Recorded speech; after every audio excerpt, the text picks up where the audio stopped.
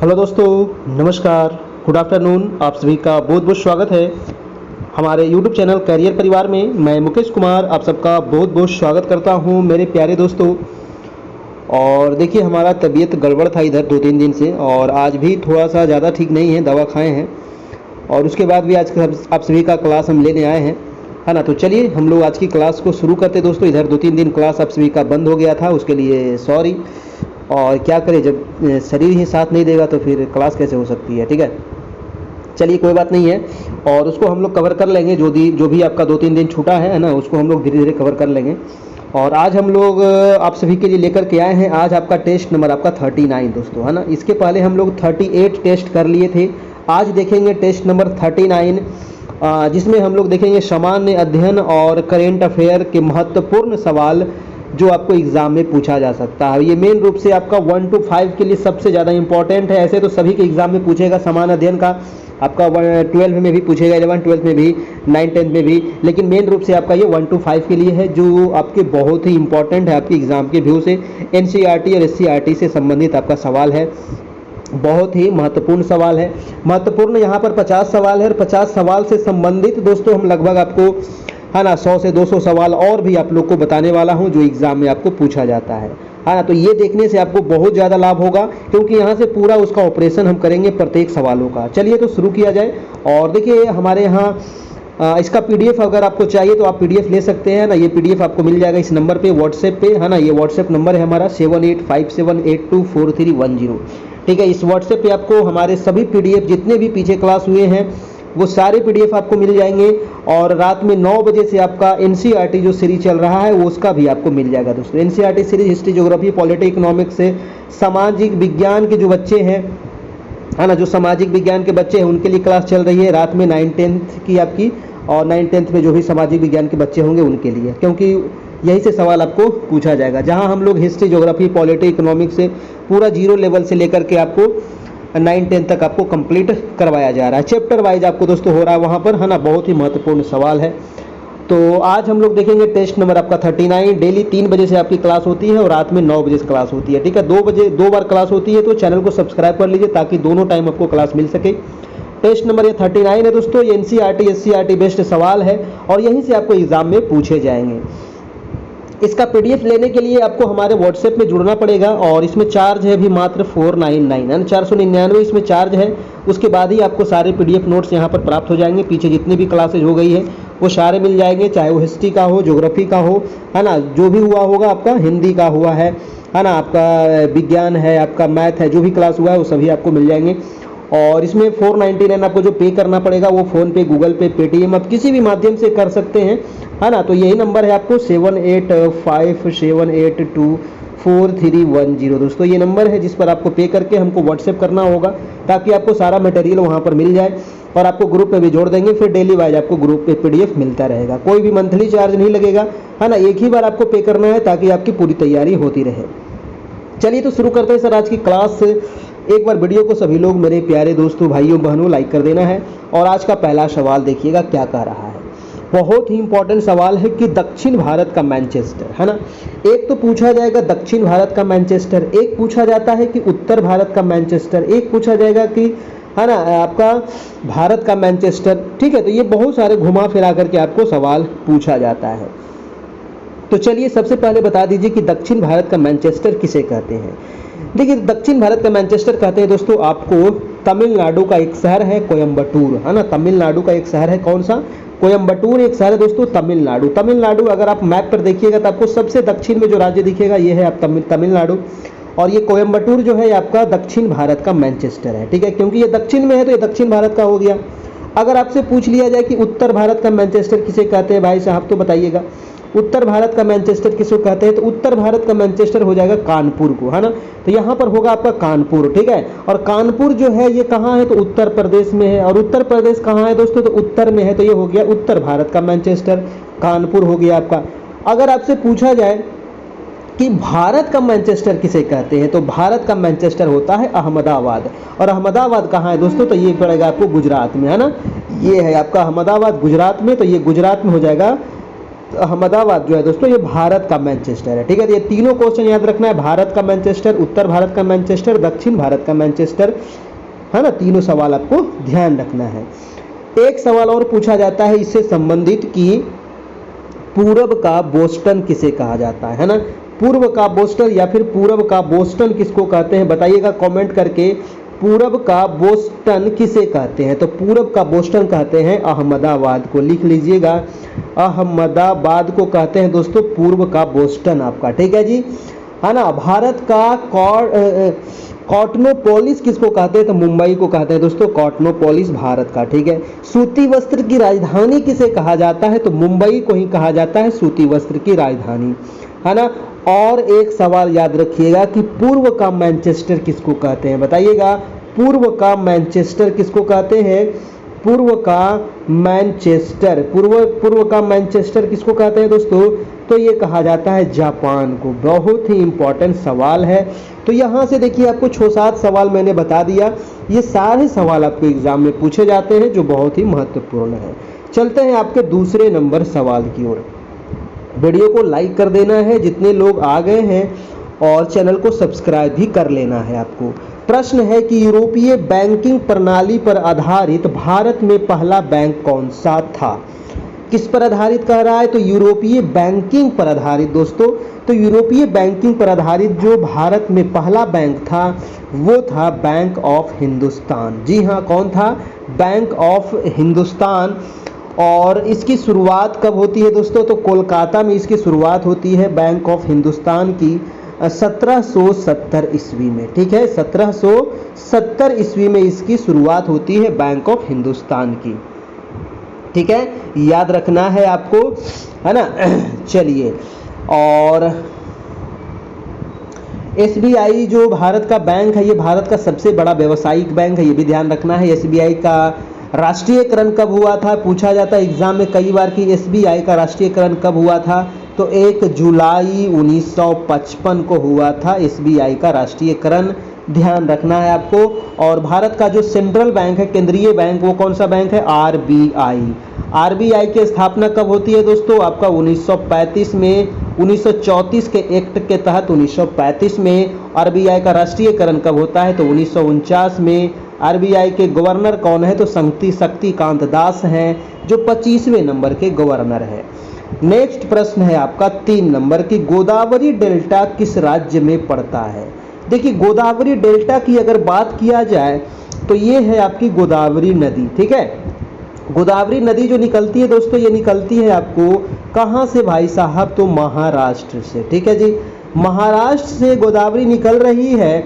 और महाराष्ट्र में कहाँ से निकलती है, तो नासिक जिला से निकलती है।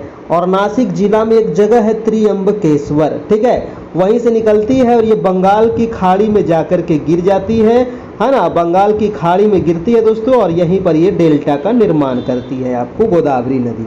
दक्षिण भारत की ये सबसे लंबी नदी है। ठीक है, दक्षिण भारत की ये सबसे लंबी नदी है आपका दक्षिण भारत की। ठीक है, दक्षिण गंगा भी इसको कहा जाता है आपको, गोदावरी नदी को, ये भी आपको ध्यान रखना है। ठीक है, तो प्रश्न था कि गोदावरी डेल्टा किस राज्य में बनाता है। बहुत इंपॉर्टेंट सवाल है, उड़ीसा में, आंध्र में, तमिलनाडु में या महाराष्ट्र में। तो सोचने वाली बात है कि ऑप्शन छाटिएगा तो महाराष्ट्र से तो निकलती ही है, तो महाराष्ट्र में कैसे बनाएगी। तमिलनाडु तो सबसे नीचे है, तो तमिलनाडु में ये नहीं जाती है। ठीक है, उड़ीसा में दोस्तों भी नहीं बनाती, क्योंकि उड़ीसा आपको इसके ऊपर ही रह जाता है। तो ये बनाती कहाँ है, तो आंध्र प्रदेश में ये अपना ये डेल्टा का निर्माण करती है आपको गोदावरी नदी। ठीक है जी, है ना। महानदी, है ना, उड़ीसा में कौन सी नदी बनाती है डेल्टा, तो महानदी, ये भी आपको ध्यान रखना है। महानदी कहाँ से निकलता है, तो ये राज्य है आपका छत्तीसगढ़ से निकलती है महानदी, और उड़ीसा में जाकर के दोस्तों डेल्टा बनाती है। ठीक है, आंध्र प्रदेश जो राज्य है, आंध्र प्रदेश में एक नदी और डेल्टा बनाती है, उस नदी का नाम है आपको कृष्णा नदी। ठीक है, कृष्णा नदी जो है ना दोस्तों, ये भी महाराष्ट्र से निकलती है। कहाँ, तो महाराष्ट्र के महाबलेश्वर से, और जाकर के आंध्र प्रदेश में डेल्टा का निर्माण करती है। ठीक है, तो कृष्णा भी आंध्र प्रदेश में बनाती है। कावेरी नदी दोस्तों, एक इंपॉर्टेंट है कावेरी नदी। तो ये नदी जो मैंने अभी दिखाया आपको, है ना, ये नदी जो है ये कावेरी नदी है। ये कर्नाटक से निकलती है, कर्नाटक के ब्रह्मगिरी से आपका, ठीक है, ब्रह्मगिरी एक पर्वत है ना, यहीं से निकलती है और ये तमिलनाडु में जाकर के दोस्तों डेल्टा का निर्माण करती है आपकी बंगाल की खाड़ी में। तो ये भी आपको ध्यान रखना है, ठीक है। चलिए अब मैं यहाँ पर एक थोड़ा सा आपको और बता दूं क्रम से, है ना, कि सबसे पहले जो बनाती है वो महानदी डेल्टा बनाती है। महानदी के बाद डेल्टा बनता है दोस्तों गोदावरी नदी का डेल्टा बनता है। गोदावरी के बाद बनता है आपको कृष्णा का डेल्टा बनता है। कृष्णा के बाद बनता है दोस्तों आपका कावेरी का डेल्टा बनता है, ठीक है। ये सजाने के लिए भी आपको, है ना, आपको दे सकता है ऊपर से नीचे की ओर, है ना, ये ऊपर से लेकर के नीचे की ओर आपको ध्यान रखना है आपको। अगला प्रश्न है आपका 4 नंबर सवाल, है ना, समझ में आ रहा है कि नहीं आ रहा है? समझ में आ रहा है तो आप लाइक कर दीजिए, है कि नहीं। तबीयत गड़बड़ होने के बाद भी दोस्तों आज हम पढ़ा रहे हैं कि चलिए इधर 2-3 दिन छुट्टी हो गया और हमें खुद खराब लग रहा है, कितना दिन छुट्टी हो गया। सभी बच्चे सोच रहे होंगे कि सर पढ़ा नहीं रहे हैं, कहाँ चले गए, क्या हुआ नहीं हुआ, तो इसीलिए चलो आज पढ़ा ही देते हैं, चाहे जो होगा देखा जाएगा। ब्रह्मपुत्र नदी का उद्गम स्थल कहाँ है आपको बताना है, ब्रह्मपुत्र, ठीक है। तो ब्रह्मपुत्र नदी दोस्तों निकलती है आपको तिब्बत के मानसरोवर झील के निकट कैलाश श्रेणी के चेमा युंगडुंग ग्लेशियर, ठीक है, चेमा युंगडुंग ग्लेशियर से निकलती है। अगर ऑप्शन में मानसरोवर झील है तो आप मानसरोवर झील को भी टिक कर सकते हैं। चेमा युंगडुंग ग्लेशियर से आपकी ये निकलती है ब्रह्मपुत्र नदी। ब्रह्मपुत्र नदी को दोस्तों तिब्बत में किस नाम से जाना जाता है बताइएगा कमेंट करके। तो इसको तिब्बत में कहते हैं सांगपो। क्या कहा जाता है? सांगपो इसको कहते हैं तिब्बत में आपको, ठीक है ना। और ब्रह्मपुत्र नदी जो है ना ये सबसे पहले भारत में जो प्रवेश करती है ना, तो सबसे पहले ये भारत में जो प्रवेश करती है कहाँ से करती है दोस्तों बताना है कमेंट करके, ये भारत में कहाँ से प्रवेश करती है, ठीक है। तो यहाँ से निकली ब्रह्मपुत्र नदी, है ना, मैं देखिए फिगर बना रहा हूँ कि यहाँ से निकली ब्रह्मपुत्र नदी और ये तिब्बत में बह रही है। तो सबसे पहले अरुणाचल प्रदेश, ये जो जगह है ना ये है आपका अरुणाचल प्रदेश, और यहीं से दोस्तों भारत में प्रवेश करती है ना। और भारत में प्रवेश करने के बाद अरुणाचल प्रदेश में इसको क्या नाम दिया गया है, तो अरुणाचल प्रदेश में इसको दिहांग नदी भी कहते हैं, ठीक है। दिहांग नदी भी इसको अरुणाचल प्रदेश में कहा जाता है, तो ध्यान रखिएगा आपका, ठीक है। और यहाँ से होते हुए ये आती है कहाँ, असम में। तो असम राज्य में इसको कहते हैं ब्रह्मपुत्र नदी, ठीक है। असम में इसको क्या कहते हैं, ब्रह्मपुत्र नदी। और असम होते हुए दोस्तों ये बांग्लादेश चल जाती है। बांग्लादेश में इस नदी को कहते हैं जमुना नदी। क्या कहते हैं, जमुना नदी। और इधर से जाती है कौन सी नदी, गंगा नदी। और ये दोनों नदी जब मिल जाती है तो इसका नाम पड़ता है आपको मेघना नदी, ठीक है, मेघना नदी। और गंगा को बांग्लादेश में क्या कहते हैं, पद्मा नदी कहा जाता है, ठीक है। तो ये सारे सवाल आपको याद रहना चाहिए, पूछा जाता है, क्योंकि ब्रह्मपुत्र को ना बहुत सारे नामों से जाना जाता है। जैसे आपका नाम घर में चुन्नू है ना, बाहर में मुन्नू, स्कूल में कुछ और नाम है कि नहीं। तो उसी प्रकार से ब्रह्मपुत्र नदी है ना, तिब्बत में इसको सांगपो कह दिए, अरुणाचल प्रदेश में दिहांग कह दिए, असम में इसको ब्रह्मपुत्र कह दिए, बांग्लादेश में जमुना कह दिए, और जब ये पद्मा से मिल गई तो इसको मेघना कह दिए, है कि नहीं। तो बहुत सारे नामों से इसको जाना गया, आपका ध्यान रखना है आपको, ठीक है जी। चलिए सर अगला प्रश्न चलते हैं। देखिए जो ब्रह्मपुत्र नदी है इस पर एक द्वीप बना हुआ है ना, इसका एक द्वीप है, नदीय द्वीप। दुनिया का सबसे बड़ा जो द्वीप है दोस्तों उसका नाम है माजुली द्वीप। क्या नाम है, माजुली, है ना, क्या नाम है, माजुली द्वीप, जो आपको कहाँ है, तो ये असम में पड़ता है, ठीक है, असम में है आपका माजुली, दुनिया का सबसे बड़ा द्वीप है। अगला प्रश्न है आपका 4 नंबर की, भक्ति नहीं होगा, भुक्ति होगा यहाँ पर, है ना, भक्ति नहीं होगा, क्या होगा, भुक्ति। भुक्ति, भोग, विषय, विधि और मंडल क्या थे दोस्तों। तो भुक्ति, भोग, विषय, विधि, मंडल गुप्त काल में किए गए प्रशासनिक विभाजन थे, है ना, गुप्त काल में किए गए प्रशासनिक विभाजन थे। तो आपका आंसर हो जाएगा ए नंबर ही हो जाएगा, बिल्कुल सही जवाब। देखिए गुप्त काल से एक महत्वपूर्ण सवाल ये बनता है कि गुप्त काल में सबसे छोटी प्रशासनिक इकाई को क्या कहते थे। तो गुप्त काल में जो सबसे छोटी प्रशासनिक इकाई थी वो कौन सी थी, तो वो गांव थी। कौन थी दोस्तों, वो गांव थी जिसका प्रधान होता था मुखिया, है ना, ध्यान रखना है आपको, ठीक है। गुप्त काल को भारतीय कला और संस्कृति का स्वर्ण युग भी माना जाता है, ये भी आपको ध्यान रखना है। गुप्त काल को भारतीय कला, है ना, भारतीय कला और संस्कृति, है ना, भारतीय कला और संस्कृति दोस्तों, भारतीय कला और संस्कृति का स्वर्ण युग माना जाता है इसको, ठीक है, संस्कृति का स्वर्ण युग माना जाता है। ये क्वेश्चन कई बार पूछा गया है, ध्यान रखना है आपको, है ना। चलिए जी,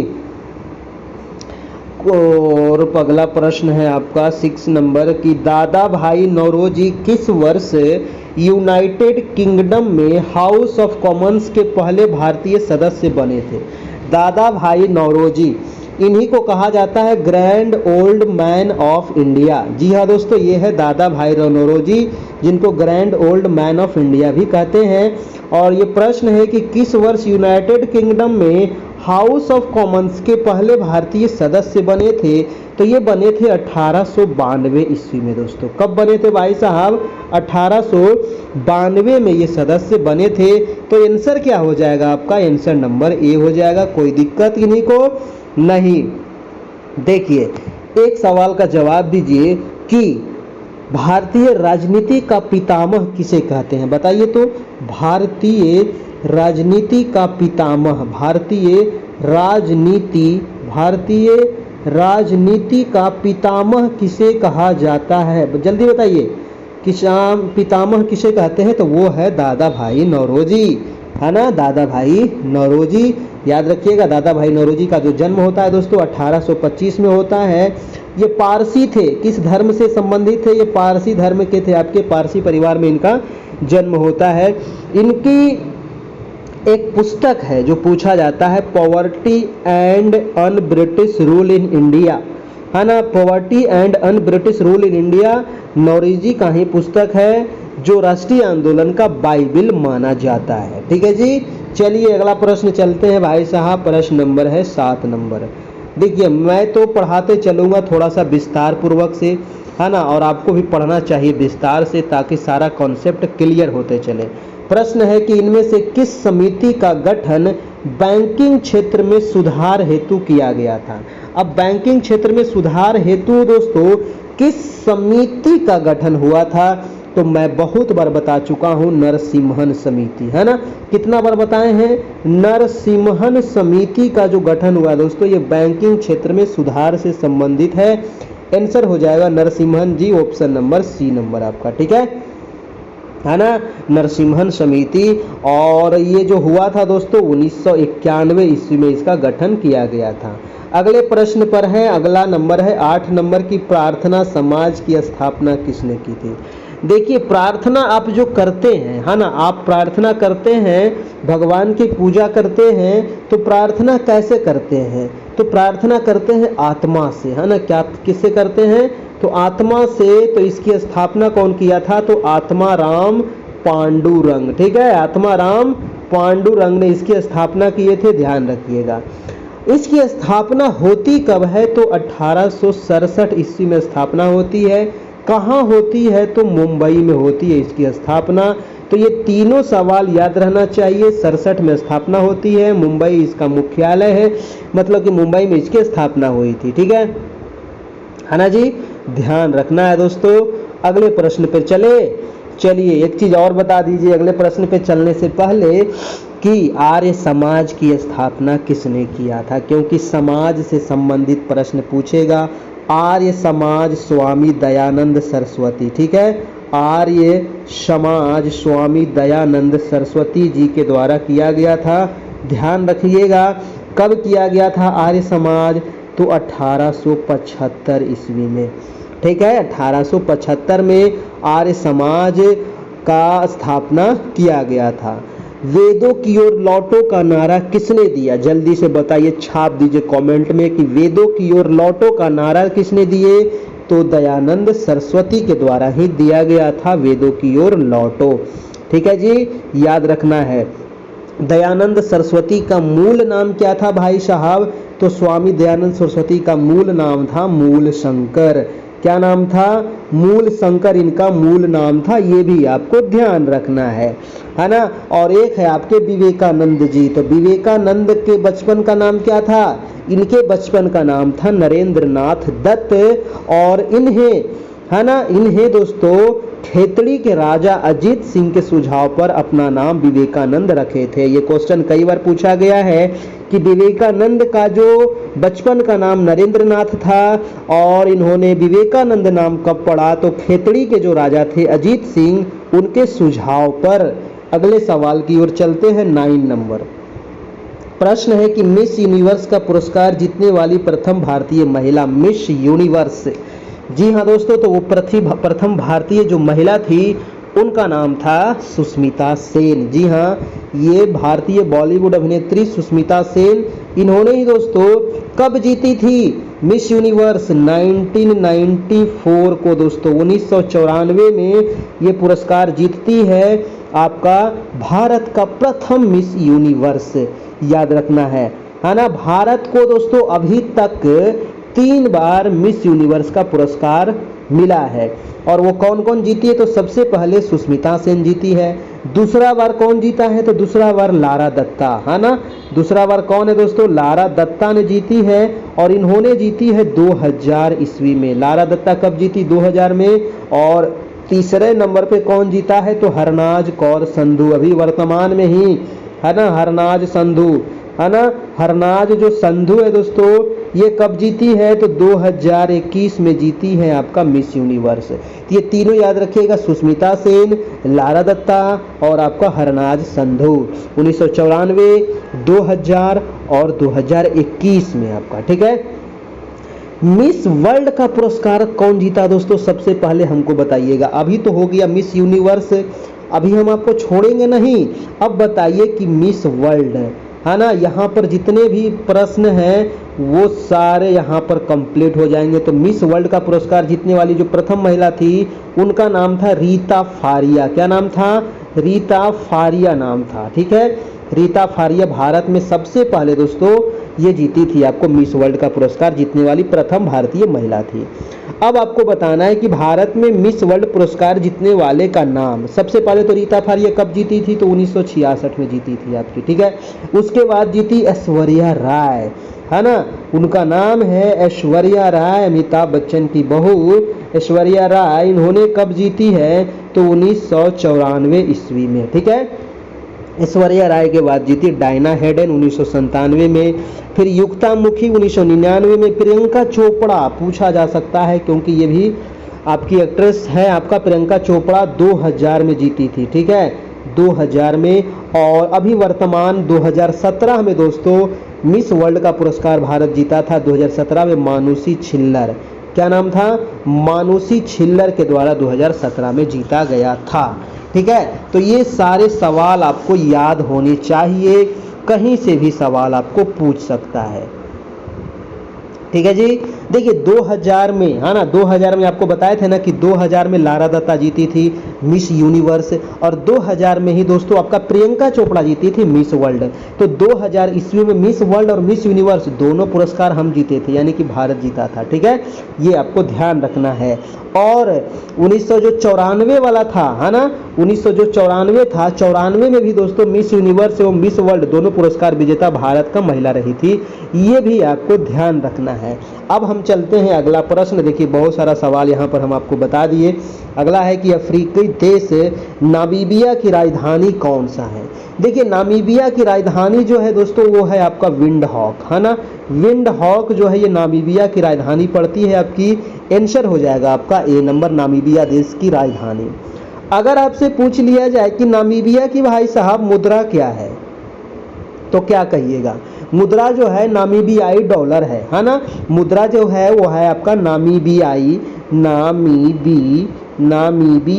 डॉलर। ठीक है, नामीबियाई डॉलर जो है यहाँ की मुद्रा है, ये आपको ध्यान रखना है। ठीक है जी। चलिए अब आपको बताइए कि मोरक्को की राजधानी कहाँ है? मोरक्को के बारे में बार बार एग्जाम में पूछा जाता है, तो मोरक्को की राजधानी बताइए। तो मोरक्को की राजधानी कहाँ है? कैपिटल ऑफ मोरक्को रबात, कहाँ हो जाएगा, रबात हो जाएगा मोरक्को की राजधानी। और मोरक्को की मुद्रा कौन सा है, तो मोरक्को की मुद्रा है मोरक्कन दिरहम, ठीक है, मोरक्कन दिरहम जो है आपका मोरक्को की मुद्रा है ना जी, ध्यान रखना है। चलते हैं अगले प्रश्न की ओर। सीज फ्रायड रेखा, बहुत इंपॉर्टेंट ये रेखा है। अब रेखा से संबंधित जितने भी सवाल आपको एग्जाम में बनेंगे हम यहाँ पर आपको बता देंगे। अब जैसे कि सीज फ्रायड रेखा, अब सीज फ्रायड रेखा जो है ये है आपके जर्मनी और फ्रांस के बीच में, ठीक है, किसके किसके बीच है, जर्मनी प्लस फ्रांस के बीच में है आपको सीज फ्रायड रेखा। फ्रायड कर देगा फ्रांस, ठीक है, फ्रायड फ्रांस याद रखना है, सीज फ्रायड रेखा जर्मनी फ्रांस, ठीक है जी। आंसर हो जाएगा दोस्तों जर्मनी फ्रांस, ऑप्शन नंबर आपका सी हो जाएगा। अगला जो सवाल बनता है वो है कि 49वीं समांतर रेखा किसके किसके बीच है, तो 49वीं समांतर हो जाएगा कनाडा और अमेरिका के बीच हो जाएगा 49वीं समानांतर रेखा, पूछा जाता है। अगला अगर पूछ लिया जाए आपसे दोस्तों कि 17वीं समानांतर रेखा किसके किसके बीच है, तो उत्तरी वियतनाम और दक्षिणी वियतनाम, है ना, उत्तरी वियतनाम और आपका दक्षिणी वियतनाम के बीच जो है दोस्तों जो सीमा रेखा है उसका नाम है 17वीं समानांतर रेखा, ठीक है। 49वीं किसके बीच हो गया, अमेरिका कनाडा, 17वीं हो गया आपका उत्तरी वियतनाम और दक्षिणी वियतनाम, ठीक है, और सीज फ्रायड हो गया जर्मनी फ्रांस के बीच में। एक आप बताइएगा 38वीं समांतर रेखा, जल्दी बताइए, 38वीं समांतर रेखा उत्तर कोरिया और दक्षिण कोरिया, नॉर्थ और साउथ, ठीक है, उत्तर कोरिया और दक्षिण कोरिया के बीच जो सीमा रेखा है इसको कहते हैं 38वीं समांतर रेखा, ये भी बहुत इंपॉर्टेंट है।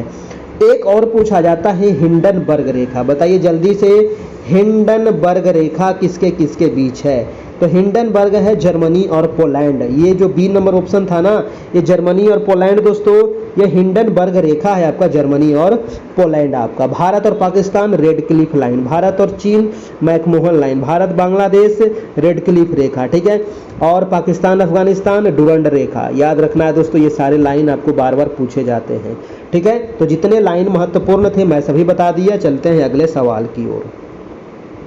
प्रश्न है कि दिल्ली सल्तनत के किस शासक ने सर्वप्रथम दिल्ली को राजधानी बनाया था।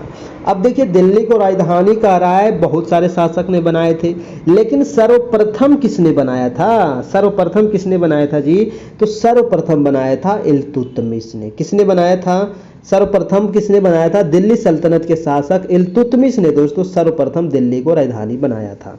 अब इल्तुतमिश तो ऑप्शन में है ही नहीं, सिकंदर लोदी, सिकंदर लोदी देखिए दो जगह दे दिया है, तो एक सिकंदर लोदी को हम मिटा देंगे, यहीं पर लिख देंगे इल्तुतमिश, ठीक है, इल्तुतमिश यहाँ पर आपको कर लेना है आपका, ठीक है जी, ऑप्शन हो जाएगा आपका बी नंबर। इल्तुतमिश को दिल्ली सल्तनत का वास्तविक संस्थापक भी माना जाता है, ध्यान रखिएगा।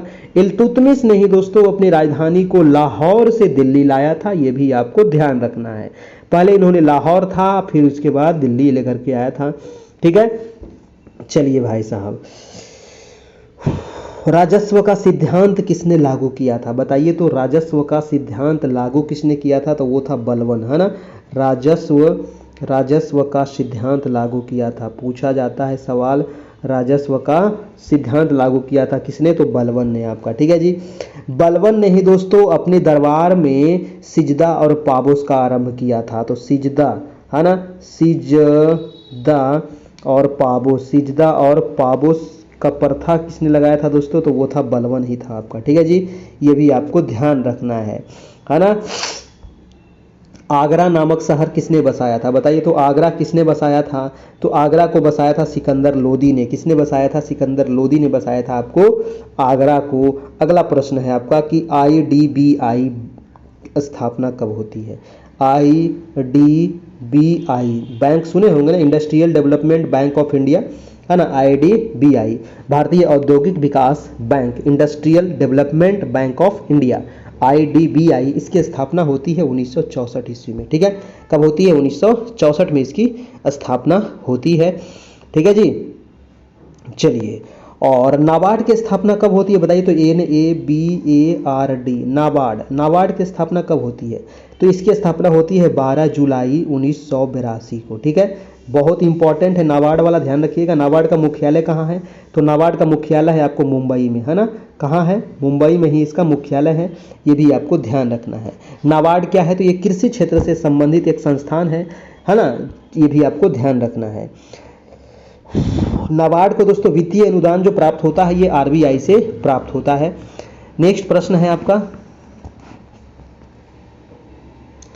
नेक्स्ट प्रश्न है राष्ट्रीय विकास परिषद। राष्ट्रीय विकास परिषद का गठन कब होता है? बहुत ही इंपॉर्टेंट सवाल है, राष्ट्रीय विकास परिषद। तो इसका जो गठन होता है दोस्तों राष्ट्रीय विकास परिषद का, वो कब होता है जल्दी से बताइएगा। राष्ट्रीय विकास परिषद का गठन कब होता है? तो 1952, है ना, 1952 में, यानी कि 6 अगस्त 1952 को इसका गठन होता है राष्ट्रीय विकास परिषद का आपका, ठीक है ना। और भारत में अगर पूछे कि योजना आयोग का गठन कब होता है, तो भारत में योजना आयोग का गठन कब हुआ था, तो आपको याद रखना चाहिए 15 मार्च, है ना, 15 मार्च 1950 को योजना आयोग का गठन होता है, ये भी आपको ध्यान रखना है। पहली पंचवर्षीय योजना की शुरुआत कब होती है? तो प्रथम पंचवर्षीय योजना की शुरुआत होती है दोस्तों आपकी, है ना, प्रथम पंचवर्षीय योजना की शुरुआत कब होती है? तो 1 अप्रैल, है ना, 1 अप्रैल आपका 1951, है ना, 1 अप्रैल 1951 से शुरुआत होता है पहली पंचवर्षीय योजना।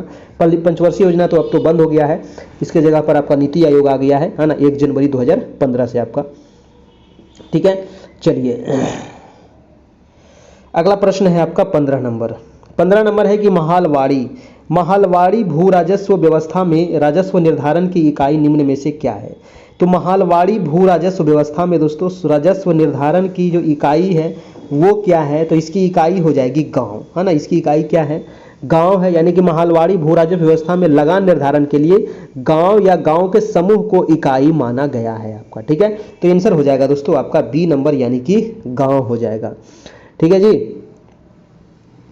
महालवाड़ी राजस्व व्यवस्था लागू करने में जो मुख्य भूमिका निभाए थे वो थे हॉल्ट मैकेंजी, ठीक है। तो महालवाड़ी जो व्यवस्था लागू किया किनके द्वारा? हॉल्ट मैकेंजी के द्वारा, है ना, याद रखिएगा, हॉल्ट मैकेंजी, है ना, हॉल्ट मैकेंजी के द्वारा ये व्यवस्था लागू किया गया था आपको भारत में, ठीक है। चलिए देखिए, एक व्यवस्था था रैयतवाड़ी व्यवस्था। रैयतवाड़ी व्यवस्था जो था आपका, है ना, एक महालवाड़ी था, एक रैयतवाड़ी था, एक स्थायी बंदोबस्त व्यवस्था था। ये तीनों व्यवस्था आपको ध्यान में रखना चाहिए। अगला प्रश्न है आपको 16 नंबर की WTO, बहुत इंपॉर्टेंट है WTO, है ना, WTO इसका फुल फॉर्म तो आपको पता होगा, वर्ल्ड ट्रेड ऑर्गेनाइजेशन, ठीक है। वर्ल्ड ट्रेड ऑर्गेनाइजेशन इसकी स्थापना होती है, इसकी स्थापना होती है 1 जनवरी 1995, ठीक है। वर्ल्ड ट्रेड ऑर्गेनाइजेशन, इसका मुख्यालय पूछ रहा है तो इसका मुख्यालय हो जाएगा जिनेवा। और जिनेवा कहाँ है दोस्तों? तो स्विट्जरलैंड में है आपका जिनेवा, ये भी आपको ध्यान रखना है, ठीक है। स्विट्जरलैंड में है आपका जिनेवा, है ना। WTO जो था दोस्तों ये पहले गैट के नाम से जाना जाता था ना, GATT, गैट के नाम से इसको जानते थे, गैट, और इसी का नाम बदल के कर दिया गया WTO। गैट का फुल फॉर्म क्या होता है दोस्तों? तो general agreement on tariff and trade, ठीक है। General agreement on tariff and trade इसका फुल फॉर्म होता था गैट का। गैट की स्थापना हुई थी आपको 1947 ईस्वी में। कब हुई थी? 1947 में गैट की स्थापना हुई थी और 1 जनवरी 1948 से ये क्रियान्वित हुआ था, काम करना शुरू हुआ था आपका, ठीक है, गैट का। लेकिन बाद में इसको समाप्त करके WTO शुरू किया गया। अगला सवाल है दोस्तों आपका 17 नंबर। प्रश्न है कि माई प्रेसिडेंशियल ईयर्स पुस्तक के लेखक कौन है? बहुत ही इंपॉर्टेंट है माई प्रेसिडेंशियल ईयर्स। देखिए इसके पुस्तक के जो लेखक है वो है R वेंकट रमन, है ना, R वेंकट रमन, बहुत ही इंपॉर्टेंट ये पुस्तक है। ऑप्शन हो जाएगा आपका C number, very very important, है ना, सी नंबर दोस्तों इसका आंसर हो जाएगा R वेंकट रमन। चलिए देखिए डॉक्टर राजेंद्र प्रसाद के द्वारा दोस्तों, है ना, डॉक्टर राजेंद्र प्रसाद के द्वारा कुछ महत्वपूर्ण पुस्तकें आपको याद होना चाहिए जो आपको बार बार पूछा जाता है। राजेंद्र प्रसाद की पुस्तकें थी इंडिया डिवाइडेड, नोट कर लेना है, इंडिया डिवाइडेड, और सत्याग्रह एट चंपारण, गांधी जी का देन, भारतीय संस्कृति और खादी का अर्थव्यवस्था, ठीक है। ये आपको जो सबसे इंपॉर्टेंट इसमें था इंडिया डिवाइडेड, बार बार पूछा जाता है, राजेंद्र प्रसाद की ये पुस्तक है आपका, ठीक है, ध्यान रखना है। अगला प्रश्न हम चलते हैं, प्रश्न नंबर है आपका 18 नंबर। कह रहा है कि जूट के उत्पादन में बिहार का कौन सा जिला अग्रणी है? देखिए जूट के उत्पादन में अगर भारत को देखिएगा तो भारत में जो सबसे अग्रणी जो राज्य है वो है आपका वेस्ट बंगाल, है ना, और वेस्ट बंगाल में जूट सबसे ज़्यादा होता है, ठीक है। और वेस्ट बंगाल में जूट होता है तो बिहार में कहाँ पे होगा? कॉमन सेंस लगाना है थोड़ा सा। तो जो बंगाल से सटा हुआ राज्य होगा वहीं पर होगा जूट का उत्पादन। तो सटा हुआ कौन है जी? तो पूर्णिया है ना। सटा हुआ जो है वो है पूर्णिया, और पूर्णिया में ही होता है सबसे अधिक क्या? तो जूट का उत्पादन। ऑप्शन नंबर आपका बी हो जाएगा बिल्कुल सही जवाब जी। सही जवाब क्या हो जाएगा? पूर्णिया। देखिए जूट को क्या कहते हैं दोस्तों? जूट को कहा जाता है गोल्डन फाइबर, है ना। गोल्डन GOLDEN फाइबर FIBRE, ठीक है। गोल्डन फाइबर इसको कहते हैं। सोने का रेशा इसको कहा जाता है हिंदी में, है ना। सोने का रेशा किसको कहते हैं? तो सोने का रेशा कहते हैं दोस्तों आपको जूट को, यानी कि जूट को कहते हैं सोने का रेशा, याद रखिएगा। और भारत जो है ये विश्व का 35% है ना। भारत जो है विश्व का दोस्तों 35% जूट के सामान निर्यात करता है, याद रखिएगा। बिहार में आपका पूर्णिया हो गया, कटिहार हो गया, किशनगंज हो गया, सहरसा हो गया, दरभंगा हो गया, इन सभी राज्यों में दोस्तों जूट का उत्पादन होता है। सबसे ज़्यादा होता है वो होता है पूर्णिया में आपका, ठीक है। चलिए अगला प्रश्न है आपका 19 नंबर सवाल। देखिए वीडियो को लाइक कर देना है सभी लोगों को एक बार, है ना। जितने लोग लाइव हैं प्लीज़ लाइक कर दीजिए वीडियो को, है ना। बहुत मेहनत किया जाता है आप सभी के लिए। तबीयत गड़बड़ होने के बाद भी हम सोचे कि नहीं क्लास लिया जाए, हाँ। और इधर 2-3 दिन थोड़ा ज़्यादा था, आज फिर भी दवा खा के ले ही रहे हैं। चलिए कोई दिक्कत नहीं है। तो प्रश्न है दोस्तों 19 नंबर की 2011 की जनगणना की रिपोर्ट के अनुसार किस राज्य में साक्षरता की दर सबसे कम है? तो साक्षरता की दर सबसे कम है वो अपना बिहार, है ना। बिहार में साक्षरता दर सबसे कम है। बिहार में साक्षरता दर कितनी है अगर ये पूछा जाए तो 61.8%, ठीक है। 61.8% जो दोस्तों बिहार में साक्षरता दर है, और ये 2011 के अनुसार है। अभी आपको 2011 वाला ही याद रखना पड़ेगा। अगर आपसे इसमें पूछ लिया जाए कि पुरुष वाला कितना है ना, तो पुरुष जो साक्षरता दर है वो कितना हो जाएगा? तो 71, है ना। 71.20 ये हो जाएगा पुरुष का। अगर महिला पूछ लिया जाए तो महिला हो जाएगा आपका 51.5%, 51.5 और 71.20 ये पुरुष हो गया। देखिए याद करना कितना आसान है।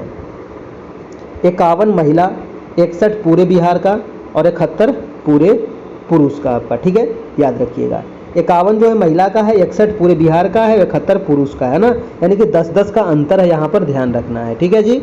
चलिए और अगर पूछ लिया जाए कि बिहार का सर्वाधिक साक्षरता वाला जिला कौन सा है, तो बिहार में सबसे ज़्यादा जो साक्षरता वाला जिला है वो है आपका रोहतास। कौन सा जिला है? रोहतास जो है दोस्तों सबसे ज़्यादा साक्षरता वाला जिला है आपको बिहार में, याद रखिएगा, है ना। और रोहतास का साक्षरता दर है कितना अगर ये पूछ लिया जाए तो 73.37। अगर 73 को आप उलट दीजिएगा तो 37 हो जाएगा, यही आपको याद रखना है। 73.37% है रोहतास का आपको साक्षरता दर। अगर पूछ लिया जाए कि बिहार में सबसे कम साक्षर जिला कौन सा है, तो वो हो जाएगा सबसे कम पूर्णिया। सबसे कम किसका है जी? पूर्णिया का है। अब पूर्णिया का कितना है भाई साहब? तो 51, है ना। 51.08। जितनी महिला का है उतने लगभग पूर्णिया का है, ये भी आपको ध्यान रखना है, ठीक है जी। चलिए तो ये सारे सवाल हो गए कंप्लीट। अगला प्रश्न है आपका 20 नंबर। प्रश्न है कि बिहार में किस स्थान पर भारतीय राष्ट्रीय कांग्रेस का 1922 का अधिवेशन हुआ था?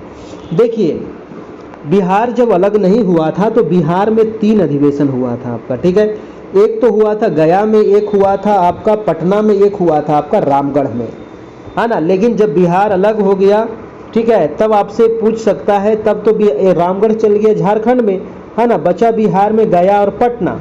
तो गया में हुआ था आपका 1922 में, है ना। गया में जो हुआ था वो हुआ था आपके 1922 में हुआ था, ये भी आपको ध्यान रखना है। और ये 38वां अधिवेशन था दोस्तों, ये भी आपको ध्यान रखना है। किसकी अध्यक्षता में? तो CR दास की अध्यक्षता में हुआ था, ये भी आपको ध्यान रखना है, ठीक है। और अगर पूछ लिया जाए कि बिहार में ही 28वां अधिवेशन भी बिहार में हुआ था, 28 और 38 10 साल का अंतर है, याद रखिएगा। 28 सबसे पहले हुआ था बांकीपुर में, तो 28वां कहाँ हुआ था? बांकीपुर, ठीक है। कहाँ हुआ था भाई साहब? बांकीपुर में। और बांकीपुर कहाँ है? तो पटना में, है ना। कब हुआ था? तो 1912 में हुआ था, है ना। 1912 में हुआ था। फिर कब होता है? 1922 में होता है, यानी कि 10 साल के बाद होता है। और 1922 में, सॉरी 1912 में जो हुआ था आपका पटना बांकीपुर में, तो यहाँ पर अध्यक्षता किसने किया था? तो R.N. मधोलकर, है ना, R.N. मधोलकर जी। ठीक है, तो ये भी आपको ध्यान रखना है, R.N. मधोलकर के द्वारा किया गया था आपको पटना बांकीपुर की अध्यक्षता। और गया वाले का सीआर दास थे। एक हुआ था आपका रामगढ़ में, तो रामगढ़ वाला हम काहे छोड़ दे, है ना। तो रामगढ़ को भी आप याद रखिएगा। रामगढ़ अभी वर्तमान में झारखंड में है। रामगढ़ में हुआ था दोस्तों 54वां अधिवेशन, ठीक है, कांग्रेस का 54वां अधिवेशन। और ये हुआ कब था? तो ये ही अधिवेशन था 1940 में। अध्यक्षता किसने किए थे? मौलाना अबुल कलाम आज़ाद। तो ये मौलाना अबुल कलाम जो आज़ाद अध्यक्षता किए थे। और यही जो रामगढ़ अधिवेशन के बाद दोस्तों लगातार 40 में हुआ था ये अधिवेशन, 41, 42, 43, 44, 45 तक दोस्तों मौलाना अबुल कलाम ही अध्यक्ष बने रह गए, क्योंकि 4-5 साल दोस्तों कांग्रेस का अधिवेशन ही नहीं हुआ था।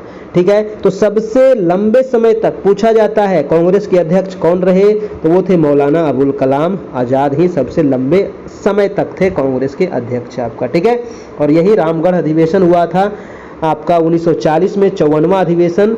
और ये थे आपके मौलाना अबुल कलाम आज़ाद। ठीक है, तो यहाँ से सारे सवाल आपके क्लियर हो गए। ये सारे सवाल आपके दिमाग में होनी चाहिए, कहीं से भी सवाल पूछ लेगा, छोड़ना नहीं है, चाहे जो भी हो जाए दोस्तों। अगला प्रश्न है कि राजकुमार शुक्ल किस गांव के निवासी थे?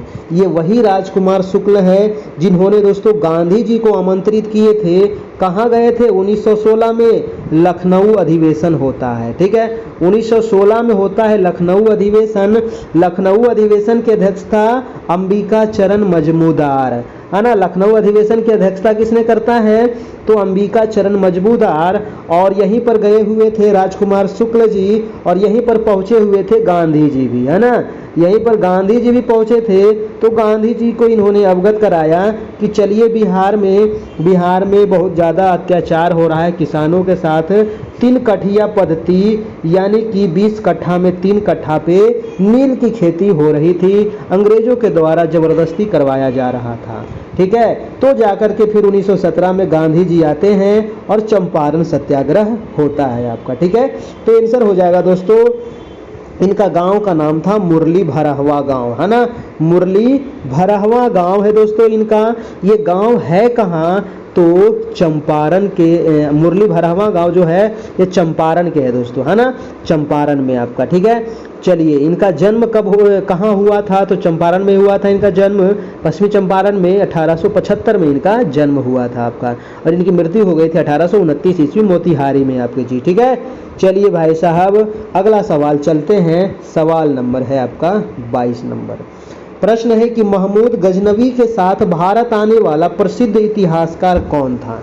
देखिए महमूद गजनवी, ये वही गजनवी है ना, जिसके साथ इतिहासकार आया था अलबरूनी। कौन आया था? अलबरूनी आया था, 11वीं सदी में आया था, है ना। 11वीं सदी में आया था दोस्तों अलबरूनी, महमूद गजनवी के साथ भारत आया था। ये प्रसिद्ध इतिहासकार था। और इसकी एक पुस्तक है किताब उल हिंद, है ना, किताब उल हिंद इसकी एक पुस्तक है अलबरूनी की, जो पूछा जाता है। ठीक है, फिरदौसी किसकी पुस्तक है दोस्तों बताइएगा? फिरदौसी ने एक पुस्तक लिखी थी शहनामा, है ना। फिरदौसी ने एक पुस्तक लिखी थी शहनामा, है ना, ध्यान रखना है। अगला सवाल है आपका 23 नंबर, INA। प्रश्न बिल्कुल इंपॉर्टेंट है, INA, है ना, बहुत ही इंपॉर्टेंट है। INA बचाव समिति में शामिल अग्रणी वकील कौन थे? INA बचाव समिति में शामिल जो अग्रणी वकील थे वो थे आपके भूला भाई देसाई और तेज बहादुर सप्रू थे आपके, और पंडित जवाहरलाल नेहरू थे आपके। ठीक है, तो आंसर हो जाएगा भूला भाई देसाई, तेज बहादुर सप्रू और पंडित नेहरू थे इसमें दोस्तों शामिल INA बचाव समिति में। आपका आंसर हो जाएगा, आपका इसका आंसर नंबर आपका C हो जाएगा आपका। ठीक है जी, चलिए अगला प्रश्न है आपका 24 नंबर की। ब्रिटिश सरकार ने पहली बार यह घोषणा किया कि उसकी मंशा भारत में धीरे धीरे एक उत्तरदायी सरकार बनाने की है ना। तो ब्रिटिश सरकार ने पहली बार यह घोषणा कब किया कि उसकी जो मंशा है वो भारत में धीरे धीरे एक उत्तरदायी सरकार बनाने की है। तो ये घोषणा किया था दोस्तों आपका कब, तो 1917 ईस्वी में, है ना। ये घोषणा कब करता है, 1917 में घोषणा हुआ था, अगस्त 1917। ऑप्शन नंबर हो जाएगा आपका सी नंबर, बिल्कुल सही जवाब, है ना। एक क्वेश्चन बताइएगा कि भारतीय परिषद अधिनियम 1919 को किस नाम से जाना जाता है। भारतीय परिषद अधिनियम 1919, तो भारतीय परिषद अधिनियम 1919 को मॉन्टेग्यू चेम्सफोर्ड सुधार के नाम से जाना जाता है। ये पूछा जाता है क्वेश्चन, याद रखिएगा, मॉन्टेग्यू चेम्सफोर्ड सुधार, है ना। नेक्स्ट प्रश्न चले जी, नेक्स्ट प्रश्न चलिए अगला प्रश्न चलते हैं कि मानसरोवर झील कहाँ है। बताइए मानसरोवर कहाँ है। तो ये तो कई बार बताए थे ना, मानसरोवर से दो नदियां निकलती है ना, सिंधु ब्रह्मपुत्र नदी, और यही एक बगल से और निकलती है आपको सतलज नदी भी, मतलब लगभग 3 नदी निकलती है मानसरोवर झील के पास से। मानसरोवर झील है दोस्तों आपके तिब्बत में। कहाँ है जी, ये तिब्बत में है, ना नेपाल में, ना भारत में, ना भूटान में, ये है आपके तिब्बत में आपका है मानसरोवर झील।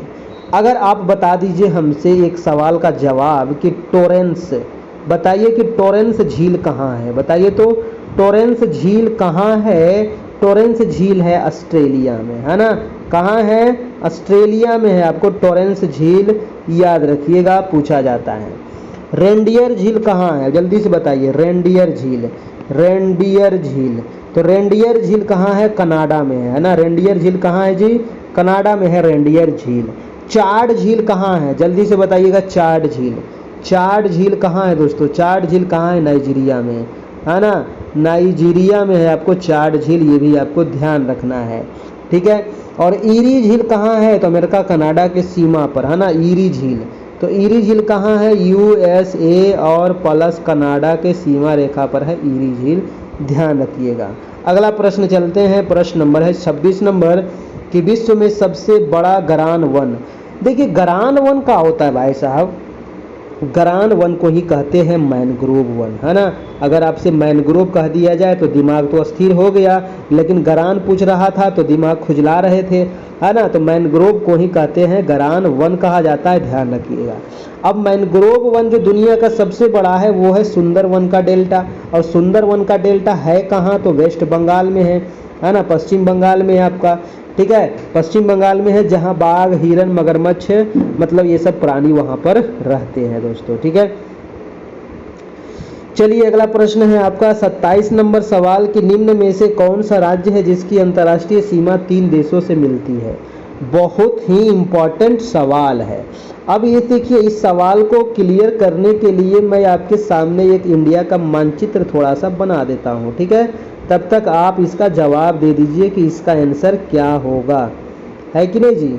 चलिए तो ये रहा भारत का मानचित्र, बना कि नहीं सही, है ना। जब सही बन गया तो एक लाइक कर दीजिएगा। आप लोग भी इस अनुसार से बनाने सीख जाइए। देखिए तो अरुणाचल प्रदेश आखिर कहाँ पर है, मैं पेन चेंज कर लूँ। ये है भाई साहब अरुणाचल प्रदेश, ठीक है। ये राज्य आपको दिख रहा है ना, ये है अरुणाचल प्रदेश। तो अरुणाचल प्रदेश 3 देश से मिलता है। इधर जो है म्यांमार है, ऊपर आपका चाइना है, और इधर है आपका भूटान, है ना। तो 3 देश लग गया इसके सीमा रेखा में। और दूसरा है सिक्किम। तो ये जो निकला हुआ जो दिख रहा है ये है आपका सिक्किम। सिक्किम भी 3 देश से ऊपर है चाइना, और पश्चिम में है आपका नेपाल है, और अब पूरब में हो गया भूटान। तो ये भी 3 देश से सीमा लगता है। एक देश है दोस्तों बांग्लादेश, सॉरी पश्चिम बंगाल, है ना। तो पश्चिम बंगाल है दोस्तों आपका यहाँ पर, है ना। तो पश्चिम बंगाल जो है यहाँ से गुजरता है ये पूरा आपका, ठीक है। तो ये भी 3 देश से सीमा बनाता है। एक तो बांग्लादेश से सीमा बना रहा है, थोड़ा सा यहाँ पर नेपाल से भी बनाता है, और थोड़ा सा आगे जा करके भूटान से भी बनाता है आपका, ठीक है। तो ये 3 देश से दोस्तों आपका पश्चिम बंगाल भी सीमा बनाता है, यानी कि आंसर हो जाएगा आपका सभी हो जाएगा, ठीक है ना। तो अरुणाचल प्रदेश की सीमा पूर्व में म्यांमार से जुड़ी है, और पश्चिम में भूटान से है। अरुणाचल प्रदेश का उत्तर में क्या है, चाइना है, ठीक है। ध्यान हो गया आपका। पश्चिम बंगाल से कौन कौन हो गया, पश्चिम बंगाल से नेपाल, भूटान, बांग्लादेश, अरुणाचल प्रदेश से भूटान, चीन, म्यांमार, और सिक्किम से नेपाल, भूटान और चाइना दोस्तों। तो ये तीनों देश बहुत ही महत्वपूर्ण है जो आपको एग्जाम में पूछा जाता है ना। चलिए जी अगला प्रश्न चलते हैं। प्रश्न नंबर हम चलते हैं, सवाल नंबर है 28 नंबर कि संसदीय प्रकार की सरकार की प्रमुख विशेषता क्या है। देखिए दो प्रकार की सरकार होती है, एक तो संसदीय एक होती है दोस्तों संघीय, है ना। तो भारत में कैसी व्यवस्था है, तो संसदीय शासन प्रणाली है आपको भारत में, है ना। भारत में संसदीय शासन प्रणाली है। और प्रश्न है कि संसदीय प्रकार की सरकार की एक प्रमुख विशेषता क्या है, तो इसका जो प्रमुख विशेषता है कि संसदीय सरकार की प्रमुख विशेषता है कि संसद के प्रति मंत्री परिषद का सामूहिक उत्तरदायित्व होता है। यानी कि संसद के प्रति मंत्री परिषद का सामूहिक उत्तरदायित्व, ये इसका दोस्तों प्रमुख विशेषता है। ये आपको ध्यान रखना है, पूछा जाता है आपको एग्जाम में, है ना। आपको ये चीज़ ध्यान रखना पड़ेगा, ठीक है। चलिए संघीय शासन व्यवस्था कहाँ है, तो संघीय शासन व्यवस्था आपको मिलेगा अमेरिका में। अमेरिका में कैसी शासन व्यवस्था है, संघीय है ना। ब्रिटेन में कैसी शासन व्यवस्था है, यूके में, तो यूके में दोस्तों संसदीय शासन प्रणाली है, ठीक है जी। अगला प्रश्न है आपका 29 नंबर कि मोहम्मद गोरी ने जयचंद को किस युद्ध में पराजित किया था। जयचंद, तो चंद आया तो चंदावर का युद्ध, ठीक है। जयचंद आया दोस्तों तो चंदावर के युद्ध में हराया था इसको। चंदावर का युद्ध कहाँ गया, ऑप्शन नंबर आपका सी नंबर, ठीक है। मोहम्मद गोरी ने जयचंद को चंदावर के युद्ध में हारा था 1194 ईस्वी में, ठीक है। 1194 ईस्वी में चंदावर जो है दोस्तों वर्तमान में फिरोजाबाद जिले में यमुना नदी के तट पर ये आपका स्थित है, ये आपको ध्यान रखना है।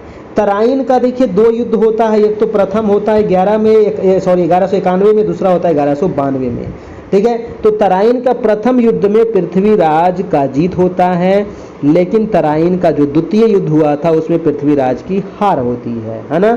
ये भी आपको ध्यान रखना है। अगला है कि शिवाजी की राजधानी कहाँ थी। शिवाजी की राजधानी बहुत इंपॉर्टेंट है, तो इसकी राजधानी थी दोस्तों रायगढ़। और रायगढ़ कहाँ है, तो ये है आपको छत्तीसगढ़ में, ठीक है। रायगढ़ कहाँ है, छत्तीसगढ़ में है। क्वेश्चन पूछा जाता है कि शिवाजी का राज्याभिषेक कब हुआ था, नोट कर लेना है। राज्याभिषेक एग्जाम में पूछा गया सवाल है, 6 जून 1674 में इनका राज्याभिषेक कराया गया था। एक क्वेश्चन पूछता है दोस्तों कि इनका राज्याभिषेक कौन पंडित करवाए थे, पंडित का नाम पूछ लेता है ना। तो इनका राज्याभिषेक होता है 6 जून 1674 को रायगढ़ में कराया था। किसने, तो पंडित का नाम था आपका गंगा भट्ट। क्या नाम था, गंगा भट्ट नाम था दोस्तों, याद रखिएगा, है ना। गंगा भट्ट के नाम से ये विद्वान प्रसिद्ध थे, इन्होंने ही राज्याभिषेक करवाए थे आपको, ठीक है। चलिए अगला प्रश्न देख लेते हैं। प्रश्न नंबर है 31 नंबर कि विश्व स्वास्थ्य संगठन यानी कि WHO, है ना, WHO वर्ल्ड हेल्थ ऑर्गेनाइजेशन का मुख्यालय कहाँ है ना। WTO का तो जेनेवा में था, और WHO का कहाँ है जी, 31 नंबर प्रश्न है। तो WHO का कहाँ है, तो इसका भी स्विट्जरलैंड में ही है, ठीक है। विश्व स्वास्थ्य संगठन, है ना, मुख्यालय जो है वो स्विट्जरलैंड में है। ये क्वेश्चन पूछा जाता है कि WHO, है ना, WHO की स्थापना कब होती है, तो 7 अप्रैल 1948 को। इसीलिए 7 अप्रैल को हम लोग मनाते हैं स्वास्थ्य दिवस, है ना। 7 अप्रैल को क्या मनाते हैं, विश्व स्वास्थ्य दिवस मनाया जाता है। इसीलिए 7 अप्रैल को इसकी स्थापना होती है 1948 में आपका, ठीक है, याद रखिएगा। और इसमें अभी सदस्य देश कितने हैं दोस्तों, तो 194 देश है आपका इसमें, ठीक है। टोटल 194 देश है। कुछ संगठन है जो आपको बार बार पूछा जाता है, मैं यहाँ पर लिखा देता हूँ, आप लोग नोट भी कर लेना है। जैसे कि विश्व मौसम विज्ञान संगठन, है ना, विश्व मौसम विज्ञान संगठन का जो मुख्यालय है वो जेनेवा स्विट्जरलैंड में है, नोट करिएगा। अंतर्राष्ट्रीय कृषि विकास कोष का जो मुख्यालय है ये रोम इटली में है। अंतर्राष्ट्रीय दूरसंचार संघ का जो मुख्यालय ये जेनेवा में है। और अंतर्राष्ट्रीय मुद्रा कोष का मुख्यालय वाशिंगटन DC में है आपका, ठीक है, यानी कि IMF। अगला प्रश्न है आपका 32 नंबर कि ग्राम सभा के संदर्भ में कौन सा कथन असत्य है, यानी कि गलत कथन बताना है ना। तो गलत है तो इसको पहले ही हम घेर देते हैं। किसके बारे में, ग्राम सभा के बारे में। ऑप्शन पढ़िए, जल्दी से जवाब दीजिए।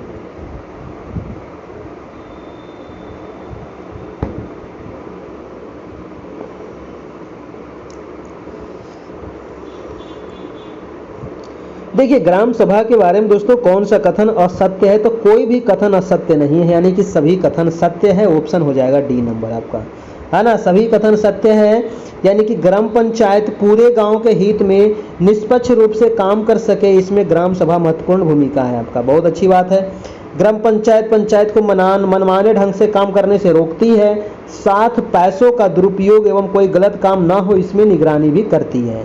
ग्राम सभा चुने हुए प्रतिनिधियों पर नजर रखने और लोगों के प्रति जिम्मेवार एवं जवाबदेही बनने में महत्वपूर्ण भूमिका निभाती है, ये भी आपका सही है। ठीक है, तो तीनों आपका सही हो जाएगा। अगला है कि बैंक दर का क्या आशय है दोस्तों।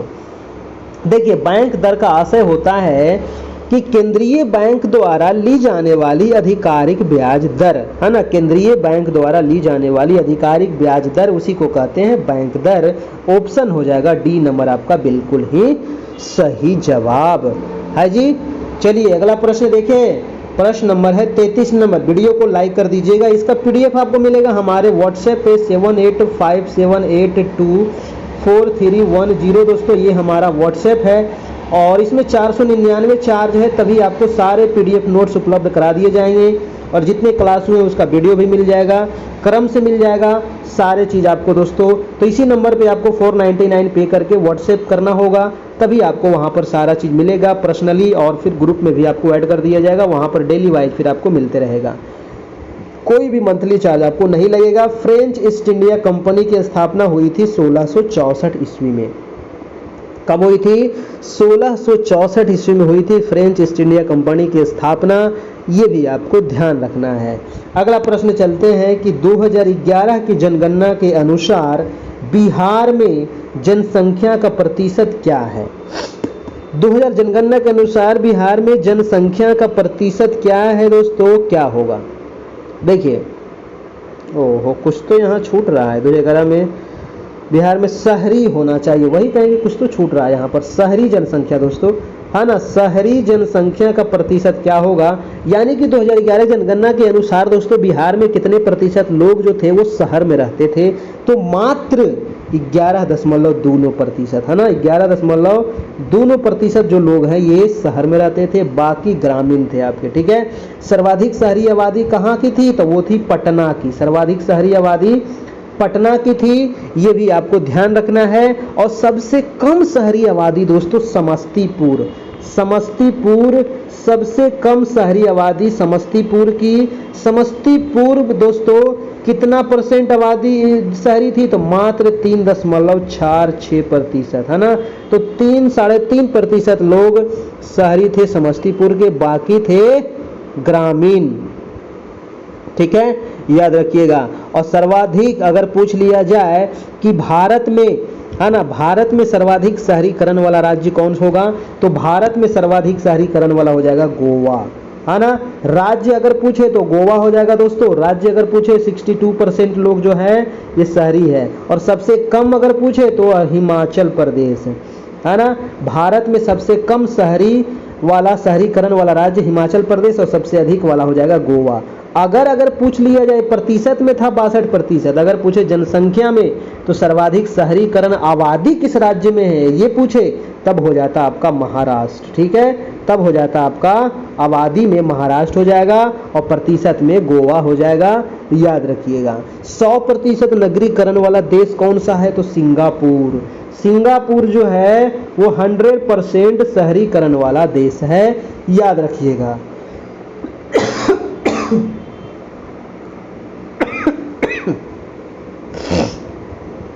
सॉरी, ओह,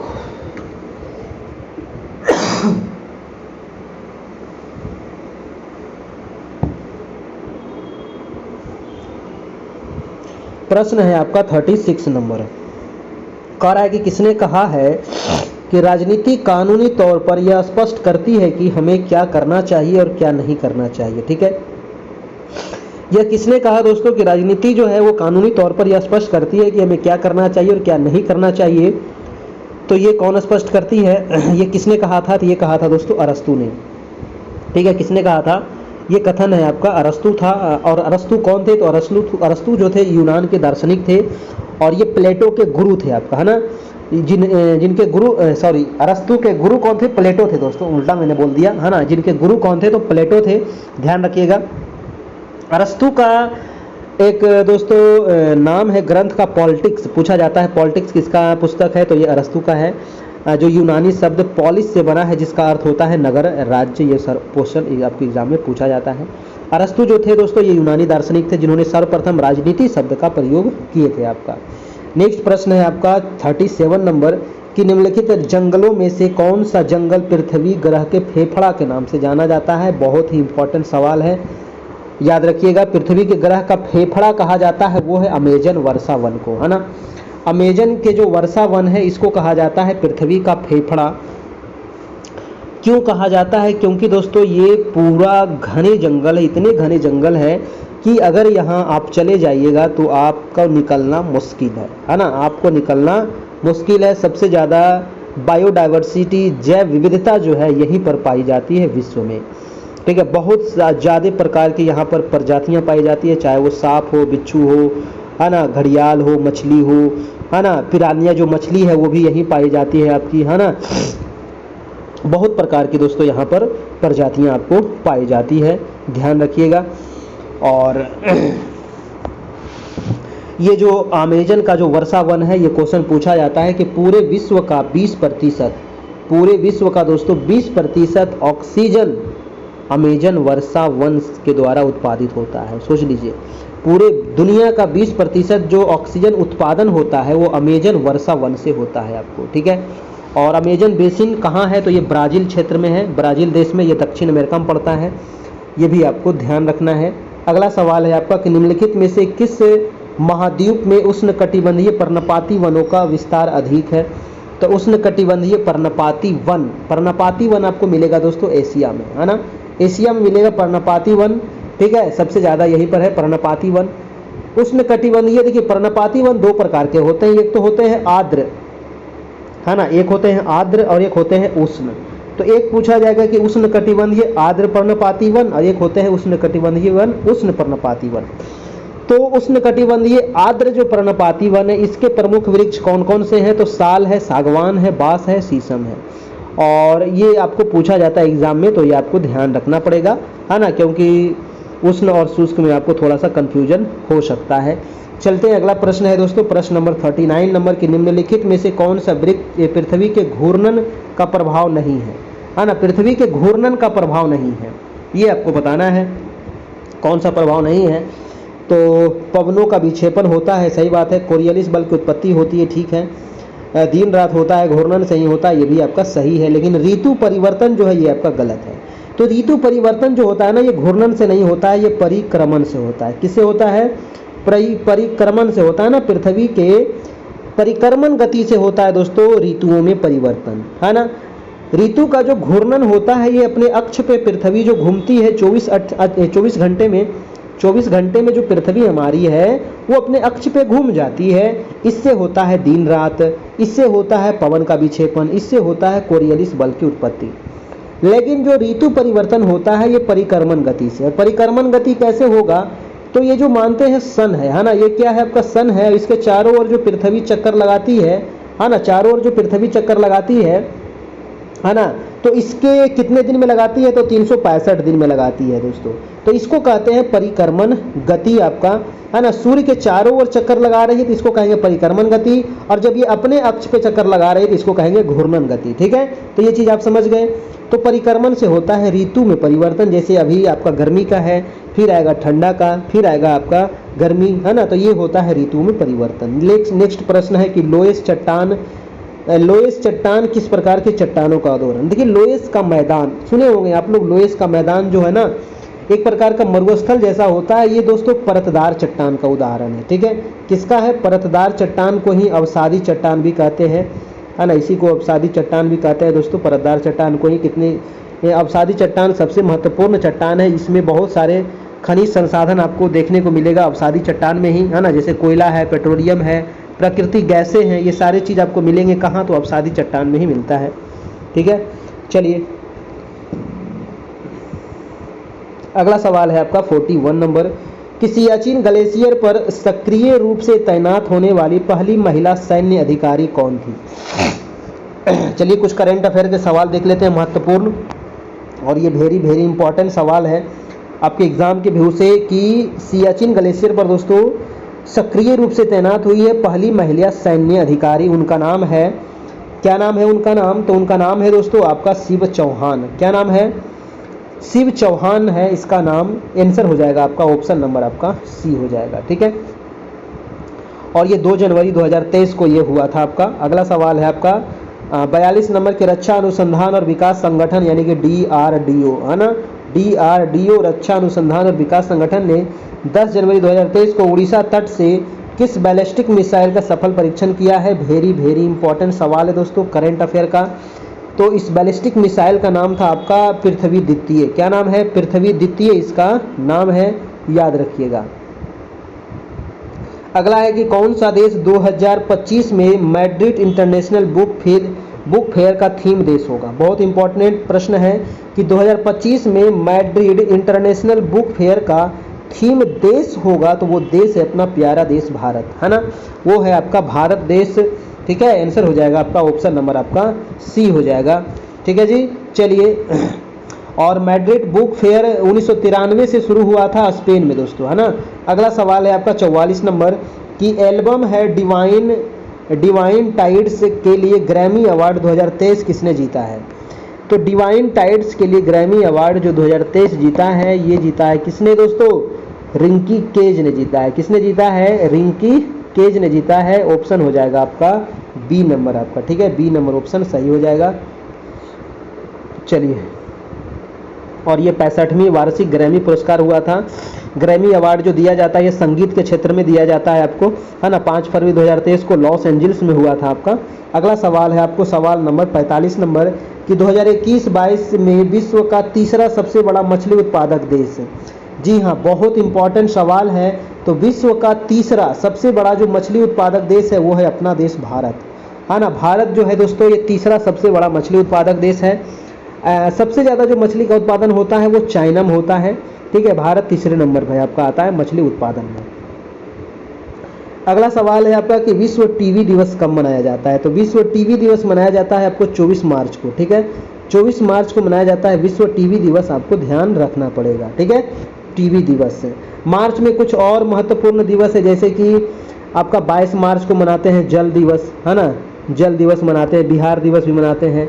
ठीक है जी, याद रखिएगा। अगला प्रश्न है आपका 47 नंबर कि शारजाह क्रिकेट स्टेडियम में वेस्ट स्टैंड का नाम बदल करके किस भारतीय क्रिकेट दिग्गज को सम्मानित किया गया है? तो वो है आपके सचिन तेंदुलकर, है ना। तो शारजाह जो क्रिकेट स्टेडियम है दोस्तों, इसका नाम बदल करके वेस्ट स्टैंड का, है ना, सचिन तेंदुलकर के नाम पर रखा गया है। ऑप्शन हो जाएगा आपका डी नंबर सचिन तेंदुलकर। ठीक है, सचिन तेंदुलकर स्टैंड। अगला है 48 नंबर की कोप इंडिया 2023 का वायु अभ्यास में किन देशों ने भाग लिया है? तो कोप इंडिया 2023 में वायु अभ्यास में भारत और संयुक्त राज्य अमेरिका। ठीक है, भारत और अमेरिका कहाँ गया जी? ऑप्शन नंबर आपका सी हो जाएगा, भारत और यूएसए इसमें भाग लिया है, याद रखना है। अगला सवाल है आपका 49 नंबर कि वैश्विक आयुर्वेद महोत्सव 2023 कहाँ आयोजित किया जाएगा? वैश्विक आयुर्वेद महोत्सव 2023 बहुत ही इंपॉर्टेंट सवाल है, छपेगा एग्जाम में। तो ये हुआ था दोस्तों केरल तिरुवनंतपुरम में, है ना, केरल में है ये जगह तिरुवनंतपुरम में। ठीक है, ये वैश्विक आयुर्वेद महोत्सव 2023 का यहाँ पर आयोजित किया गया था, आपको ध्यान रखना है। अगला सवाल है 50 नंबर कि इंडियाज, बहुत इंपॉर्टेंट सवाल है, ध्यान रखिएगा, India's vaccine growth story from cowpox to vaccine Maitri किसने लिखी है? बताइए किसने लिखी है? India's vaccine growth story, India's vaccine growth story from cowpox to vaccine Maitri, cowpox to vaccine Maitri जो लिखी है दोस्तों सज्जन सिंह यादव, है ना, सज्जन सिंह यादव की ये पुस्तक है। पुस्तक भी आपको पूछा जाता है, याद रखिएगा। ऑप्शन हो जाएगा आपका दोस्तों बी नंबर, बिल्कुल सही जवाब, है ना। चलिए, तो ये रहा इसका आंसर, है ना। इसका पीडीएफ आपको मिल जाएगा हमारे ग्रुप में। बहुत इंपॉर्टेंट सवाल था, वेरी वेरी इंपॉर्टेंट, और ये टेस्ट नंबर 39 था, है ना। ये 50 प्रश्न हो गए आपके, और इसका पीडीएफ आपको मिल जाएगा हमारे व्हाट्सएप ग्रुप में। तो अगर अभी तक नहीं जुड़े हैं दोस्तों तब जुड़ जाइए, समय धीरे धीरे निकलते जा रहा है ना। मात्र 499 इसमें चार्ज है, 499 का आपको फ़ोन पे, गूगल पे, पेटीएम ऑनलाइन पे करना होगा। इस नंबर पे जो भाई बहन पे करेंगे तो इस नंबर पे स्क्रीनशॉट जरूर भेज दीजिएगा, है ना। इस नंबर पे स्क्रीनशॉट भेज दीजिएगा ताकि आपको ग्रुप में जोड़ा जा सके और आपको सारे मटेरियल प्रोवाइड कराया जा सके, ठीक है। यहाँ पर सारे मटेरियल आपको मिल जाएगा, ग्रुप में जुड़ने के बाद ही तुरंत मिल जाएगा आपको, और फिर आपको डेली वाइज फिर आपको मिलते रहेगा ग्रुप में आपका, ठीक है। कोई मंथली चार्ज नहीं है, वन टाइम आपको लगेगा। और जो आपका सभी का जो एग्ज़ाम का डेट है उसमें थोड़ा सा चेंजिंग हुआ है, आपको पता होगा, है ना। तो ये हुआ है 24, 25, 26, 27, अब लगातार हो गया है 24, 25, 26 और 27, ठीक है। ये लगातार हो गया दोस्तों अब आपका एग्ज़ाम का डेट, ठीक है। पहले ये एग्ज़ाम का डेट था वो 19, 20 था आपका और 26, 27 था। ये सीटेट के एग्ज़ाम के वजह से इसको बस 3-4 दिन का ये थोड़ा सा अलग हुआ है। अब वो आपका एग्ज़ाम जो है लगातार होगा 24, 25, 26, 27 को। तो ये चीज़ आपको ध्यान रखना है, जल्दी जल्दी आप लोग अपना फॉर्म भर लीजिए। और एग्ज़ाम जो डेट है ना ये बढ़ने वाला नहीं है, हमें जहाँ तक लग रहा है। अगर बढ़ना रहता ना तो इस बार ही बढ़ा दिया जाता, है ना। ये 4 दिन नहीं बढ़ता, है ना, ये आपका बढ़ जाता है 1 महीना, लेकिन अगर एग्ज़ाम डेट बढ़ना रहता तो। लेकिन एग्ज़ाम डेट नहीं बढ़ेगा, 24, 25, 26 और 27 ये 4 डेट में आपकी एग्ज़ाम होगी और 100% ये एग्ज़ाम हो जाएगी। तो आप लोग अपनी तैयारी में जुड़े रहिए, ग्रुप में सब लोग को जुड़ जाना है, वहाँ पर सारे मटेरियल आपको प्रोवाइड करा दिए जाएंगे।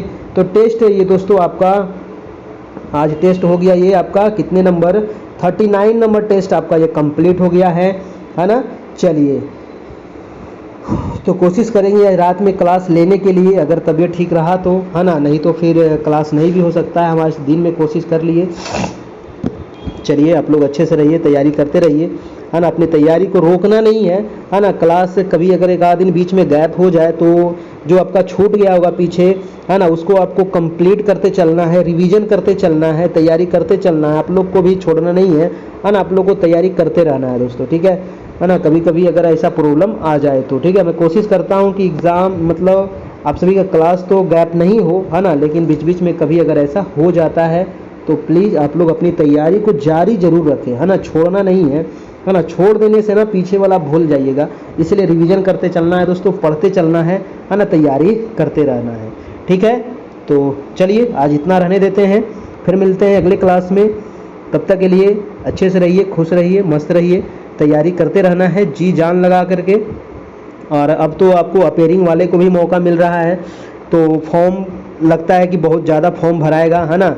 और इसकी वजह से जो एग्ज़ाम है वो 1 से 2 सिटिंग में भी हो सकता है, ठीक है, क्योंकि एक सिटिंग में अब एग्ज़ाम होने वाला नहीं है, क्योंकि बोला गया था कि अगर 6 लाख फॉर्म भराएगा तो एक सिटिंग में एग्ज़ाम होगा, अगर 6 लाख से ज़्यादा भराएगा तो 1 से ज़्यादा सिटिंग में होगा। तो अब तो लग रहा है कि 6 लाख से ज़्यादा फार्म भरा जाएगा तो 1 से ज़्यादा सिटिंग में दोस्तों एग्ज़ाम होगी, तो फिर नॉर्मलाइजेशन वाली स्थिति उत्पन्न हो जाएगी। चलिए जो होगा देखा जाएगा, बने रहिए, तैयारी करते रहना है। धन्यवाद, बाय बाय, टेक केयर।